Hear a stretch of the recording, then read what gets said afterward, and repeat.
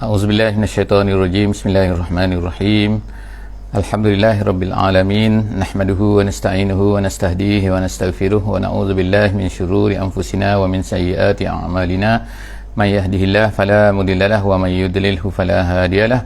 Nashhadu an la ilaha illallah wa nashhadu anna Muhammadan abduhu wa rasuluh. Allahumma salli ala sayyidina Muhammad wa ala alihi wa sahbihi ajma'in. Alhamdulillah, bersyukur pada Allah Subhanahu wa taala. Pagi ini kita bersama-sama lagi dalam sesi tadabbur harian. Alhamdulillah, hari ini kita akan masuk ke muka surat yang ke-279 daripada surah An-Nahli. Kita akan membaca insya-Allah mentadabbur sama-sama surah An-Nahli ayat 103 sehingga ayat 110 insya-Allah. Sebelum daripada meneruskan ni, insya-Allah nak pastikan suara dan juga gambar suara okey ke tak okey. Harapnya suara okey. Okey, alhamdulillah. Terima kasih yang memberi feedback kepada suara, tentang suara dan juga gambar. Alhamdulillah.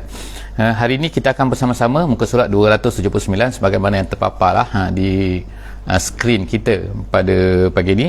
InsyaAllah kita akan tengok apakah yang diceritakan oleh Allah Subhanahu wa taala di dalam muka surat ini daripada surah An-Nahli ayat 103 sehingga ayat 110.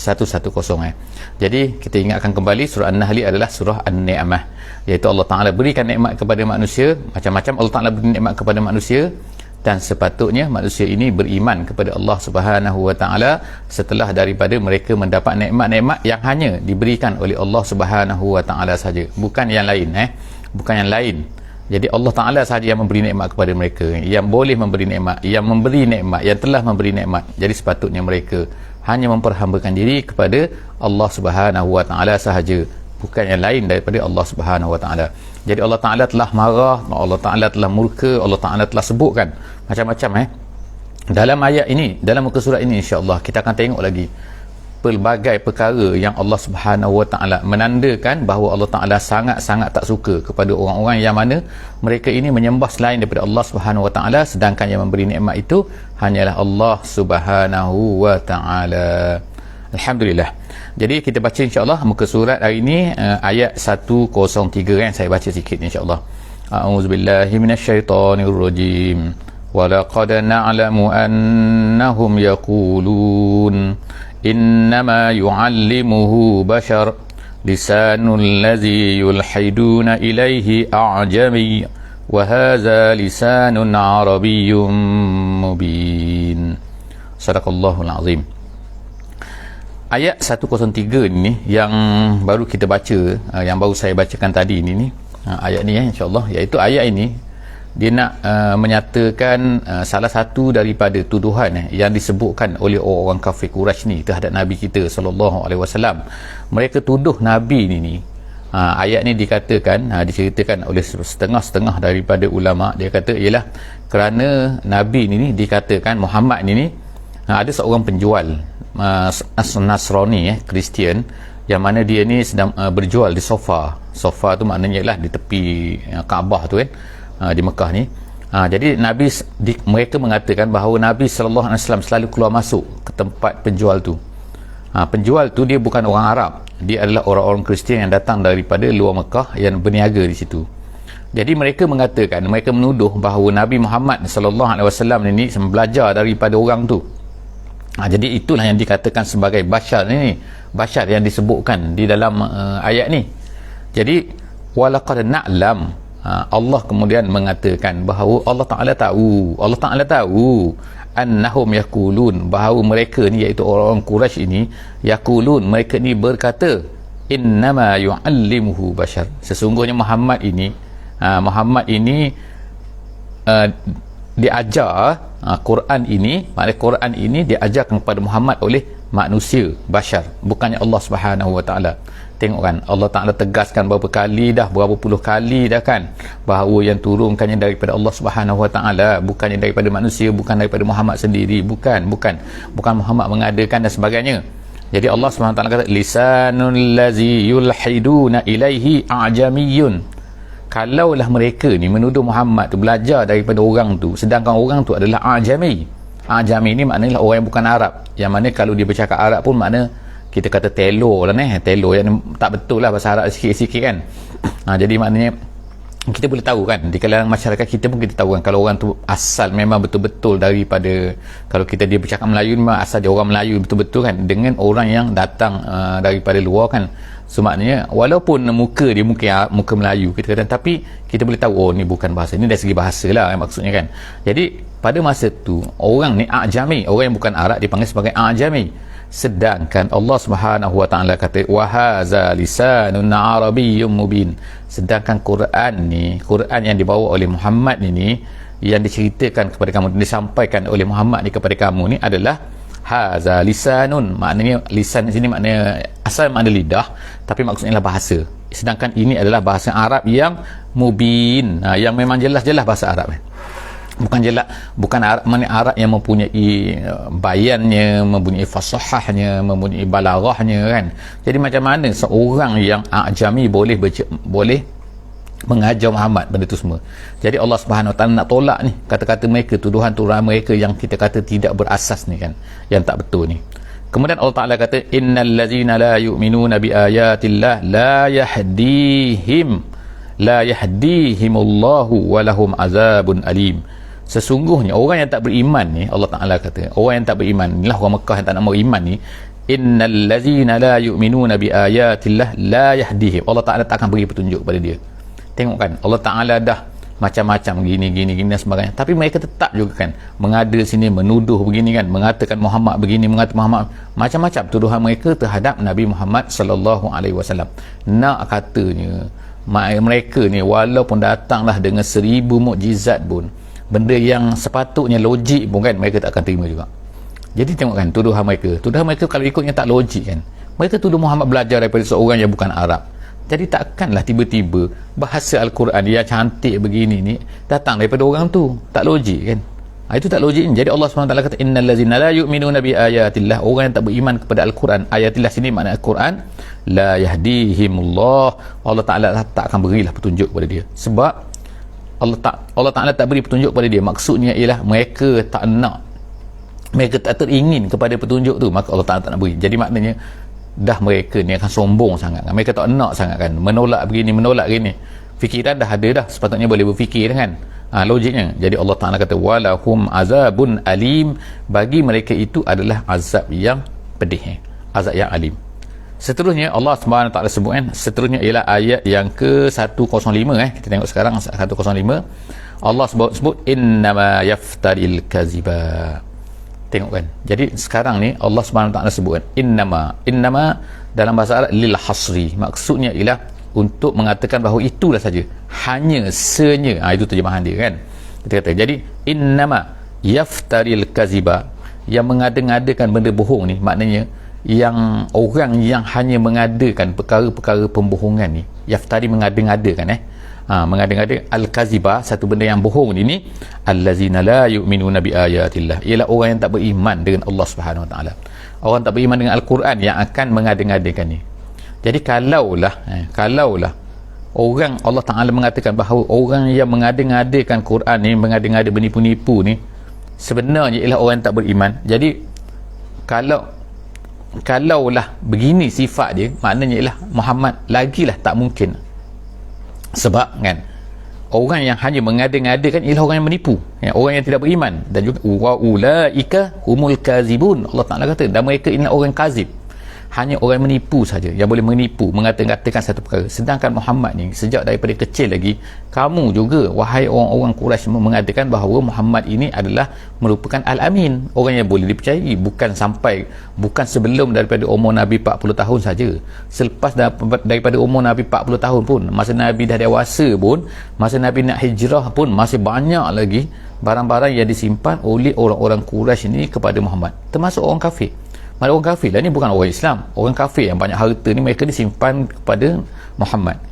Jadi sebab itulah Nabi SAW semasa dia nak hijrah ni, dia beri pesan kepada Sayyidina Ali radhiyallahu anhu, iaitu Ali, aku tinggalkan kau tidur di tempat aku ni, dan kemudian kau selepas daripada tu kau bahagikan balik barang-barang yang dimiliki oleh orang Quraisy ni. Itu di antara pesanan Nabi lah kan, sebagaimana diwayatkan dalam buku sirah, nak menunjukkan bahawa Nabi SAW walaupun dikatakan penipu dan sebagainya, tapi tetap juga Nabi pada masa tu adalah orang-orang yang masih dipercayai. Orang Quraisy tak boleh percaya. Jadi kalaulah kan Muhammad yang begitu sifatnya, yang dipercayai oleh kamu, maka bagaimana dia ni kamu boleh tuduh dia mengadakan satu benda yang tak patut ni kan, mengadakan Quran, bukan satu ayat, bukan 10 ayat, bukan satu surah, bukan 10 surah kan, tengok kan berapa puluh surah kan. Jadi Allah Subhanahu Wa Taala sebut sini innama yaftaril kaziba, orang yang mengada-ngadakan satu benda tipu ni sebenarnya ialah orang tak beriman je. Orang beriman tak mungkin, orang beriman kepada Quran tak mungkin akan mengada-ngadakan benda penipu ni. Jadi oleh kerana itulah sifat penipu ni adalah merupakan satu dosa besar kan, sebagaimana yang disebutkan oleh ulama-ulama kita kan. Dan dalam hadis Nabi SAW ada disebutkan bahawa Nabi ditanya oleh para sahabat kan, adakah orang Muslim begini, jadi Nabi SAW kata yes, kemungkinan orang Muslim mungkin begini mungkin ni. Tapi bila ditanya dia kepada Nabi SAW, adakah seorang Muslim itu dia akan menipu, kata Nabi SAW, orang Muslim tak akan menipu. Jadi Nabi SAW kata al-mu'min la yakzib, orang mukmin tak akan menipu. Kemudian Nabi SAW apabila ditanya tentang perkara itu, lalu Nabi pun membacalah ayat ini, iaitu innama yaftaril kaziba allazina la yu'minuna bi ayatillah wa ulaika humul kazibun. Kemudian Allah SWT sebut selepas daripada itu, iaitu satu perkara lain, iaitu tentang masalah menyebutkan kalimah kufur apabila dalam keadaan terpaksa. Jadi ayat yang berikutnya, iaitu ayat 106 ni adalah berkaitan dengan dikatakan diturunkan kepada Ammar bin Yasir, iaitu seorang sahabat yang mana ayah dia telah dibunuh, mak dia telah dibunuh semasa di Mekah ni kerana mempertahankan agama, mempertahankan Islam. Jadi Ammar ini apabila dia ni telah dipaksa, jadi ayah dia telah dibunuh dah, mak dia telah dibunuh dah, kemudian Ammar pula dipaksa, akhirnya dia ni mengucapkan kalimah kufur. Maknanya kalimah yang menunjukkan kepada bahawa seolah-olahnya dia ni kalimah perkataan saja, ketika dia dipaksa sangat-sangat bila dah mak dah ayah dia dibunuh ni, maka dia pun seolah mengatakanlah bahawa dia ni semacam kufur lah kan, mengatakan berhala ni kan begitu kan.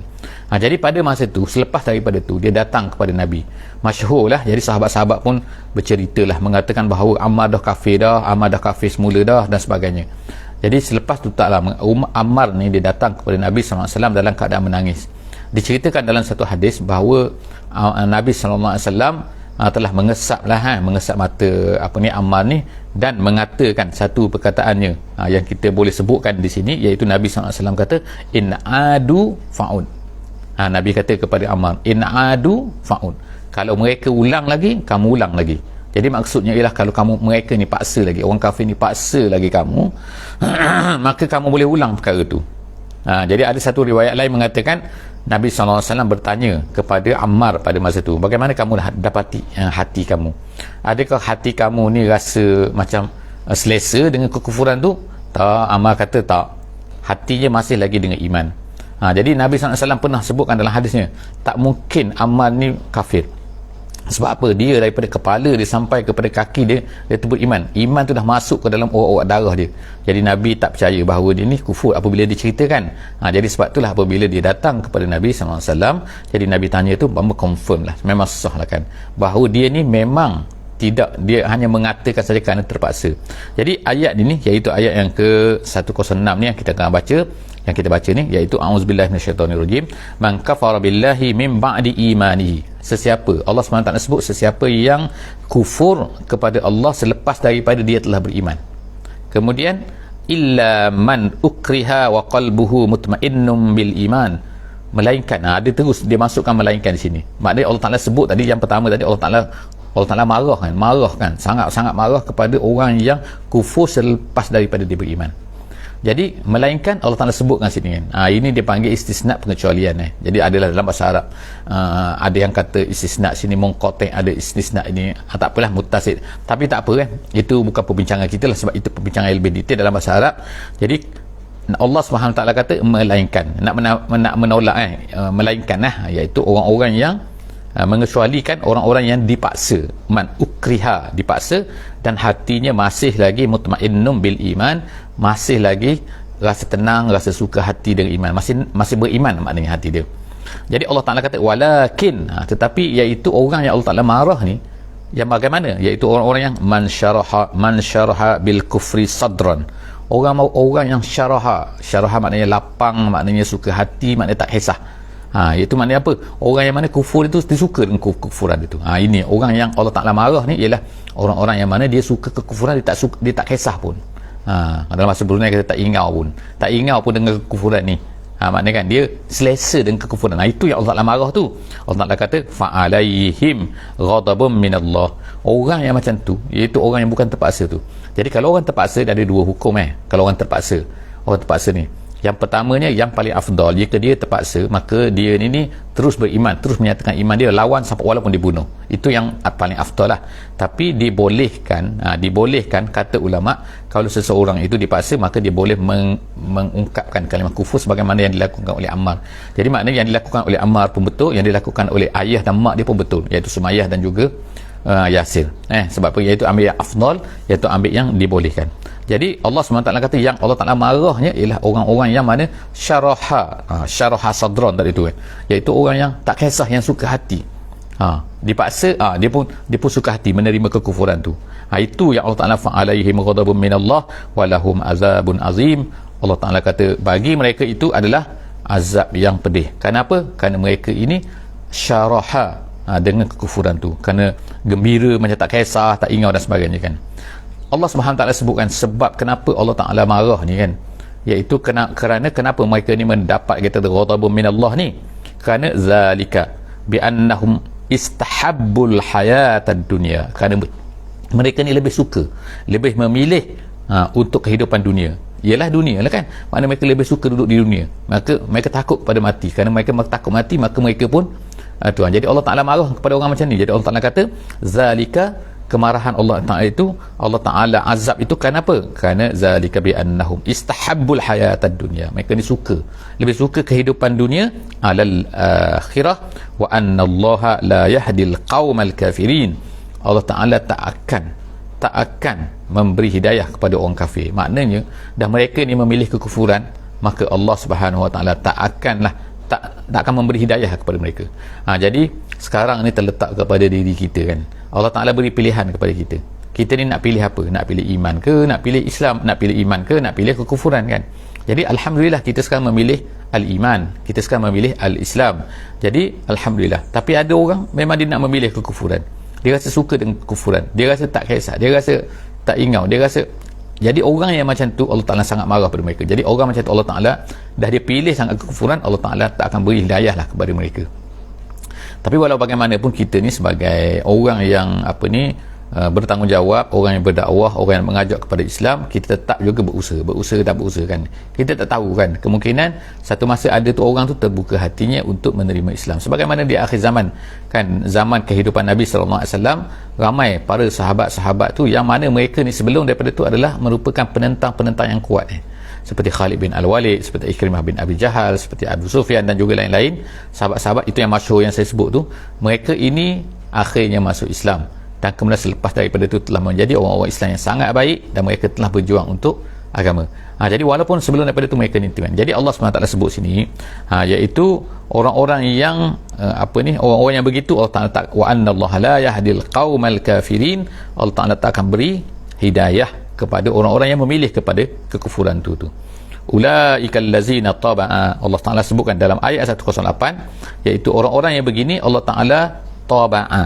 Allah Ta'ala kata ulaikal ladzina taba'a. Taba'a ni maknanya chop, maknanya chop ni kalau dalam bahasa Arab, taba'a ni maknanya ialah iaitu tutup sehingga yang luar tak boleh masuk ke dalam, yang dalam tak boleh keluar.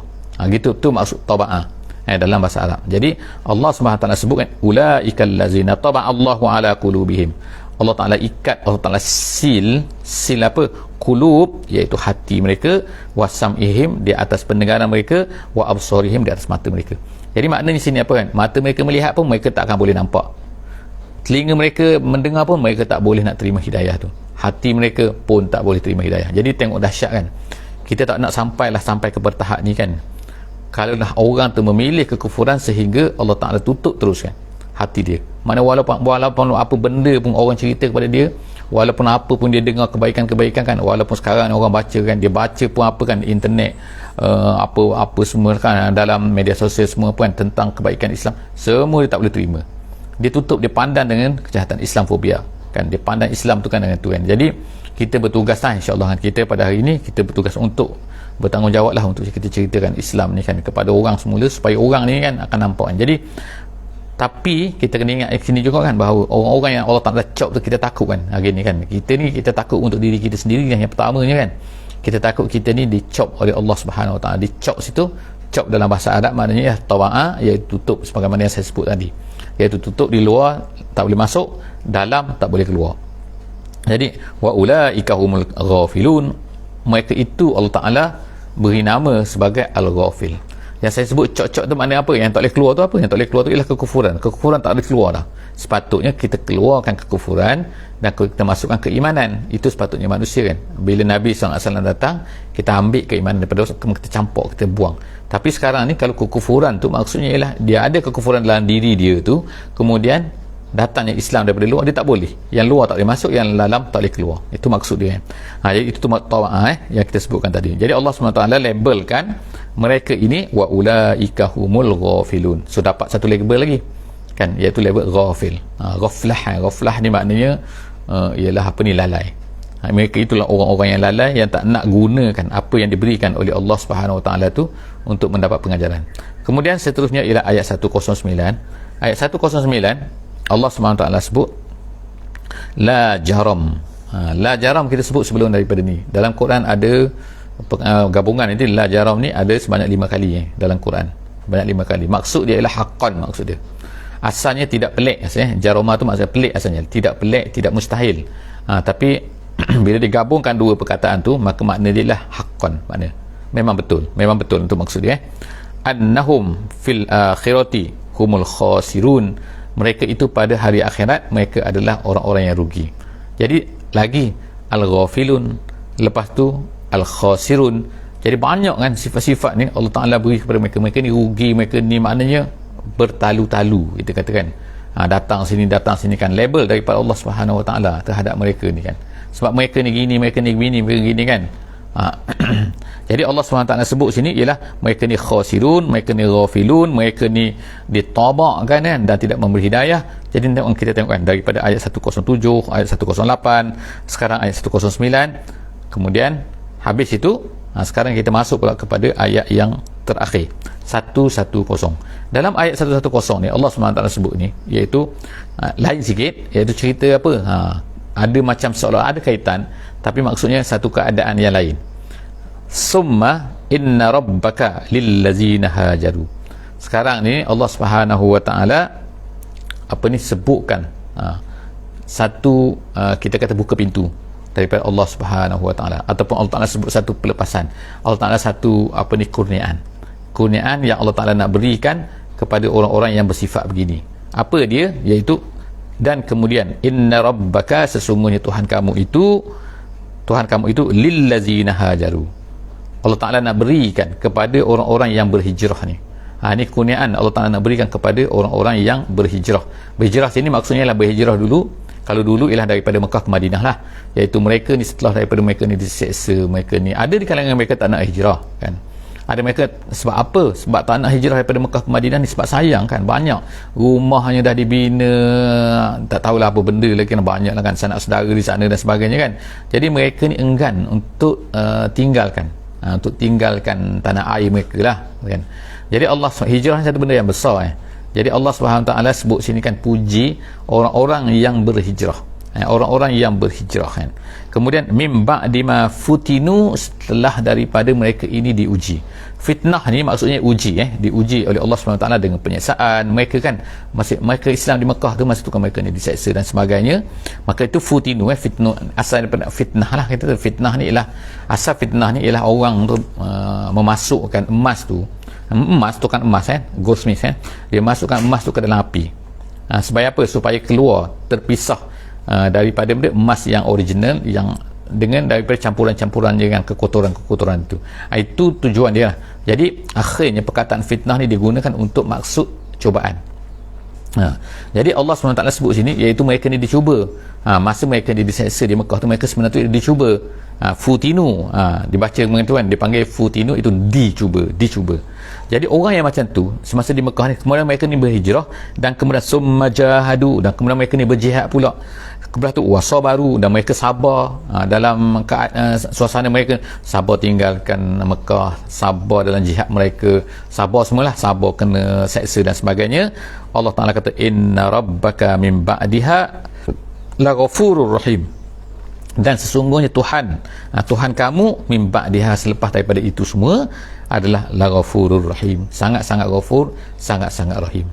Jadi ada satu lagi, cuma yang kita sebutkan tadi futinu tadi tu, ada satu bacaan lagi, satu qiraat dibaca dengan fatinu. Fatinu iaitu orang yang mencuba, maknanya mencuba. Jadi ayat ini juga boleh dipakai maksud macam tu, iaitu mencuba, iaitu apa? Iaitu ayat ini dikatakan turun juga kepada orang-orang yang mencuba. Mencuba tu maksudnya apa? Orang-orang yang menyeksa orang, gitu. Jadi seolah-olahnya macam ni ayat ni kan, kalau makna macam tu kan dibaca dengan, dia panggil wazan lil fa'il, iaitu mereka ni yang mencuba orang, bukan mereka ni dicuba, bukan mereka ni diseksa, tapi mereka ni yang menyeksa. Jadi maksud ayat tu kalau baca dengan macam tu, dia kata sesungguhnya Tuhan kamu ini bersama-sama dengan orang yang berhijrah, yang pernah dulunya mereka ni menyeksakan orang Islam lah, dan mereka dulu jahat kan, kemudian mereka ni menyeksa orang di Mekah tu, kemudian tapi selepas tu mereka ni telah masuk Islam, dan kemudian mereka ni berhijrah, dan kemudian tu lepas tu mereka berjihad lagi, dan kemudian mereka ni sabar lagi dalam keadaan mereka tu, maka sesungguhnya Allah Subhanahu wa Ta'ala selepas daripada itu sangat-sangat ghafur, sangat-sangat rahim, sangat mengampunkan. Jadi boleh pakai juga maksud begitu kan. Sebagai contohnya ialah Abu Sufyan, di mana dulu dia memanglah menyeksa orang dan sebagainya kan, tapi selepas daripada itu dia masuk Islam, dan kemudian tu bersama dengan Rasulullah SAW sanggup berjihad, sanggup bersabar kan dalam jihad mereka sehingga putus tangan dia katakan, maka Allah Subhanahu wa Ta'ala sangat mengampun di atas apa yang dia telah buat sebelum daripada ni. Jadi setakat itulah saja insya-Allah ayat kita, muka surat kita hari ini, dan insya-Allah jangan lupa kita akan seterusnya dalam sesi akan datang muka surat 280 bersama-sama dengan kita insya-Allah. Aku qauli hadza wa astaghfirullahal azim li wa lakum. Jumpa lagi, jangan lupa untuk share, like, subscribe insya-Allah, dan juga beritahu kawan-kawan semua insya-Allah untuk bersama-sama dengan tu. Dan boleh tengok juga insya-Allah, jangan lupa siapa yang nak tengok YouTube boleh tengok dalam YouTube, semua muka surat insya-Allah ada daripada muka surat yang pertama sampailah muka surat 279 pada hari ini. Wallahu a'lam bissawab. Bismillahirrahmanirrahim. Wal 'asri innal insana lafi khusr illa allazina amanu wa 'amilus solihat tawasaw bil haqqi wa tawasaw bis sabr. Wassalamualaikum warahmatullahi wabarakatuh.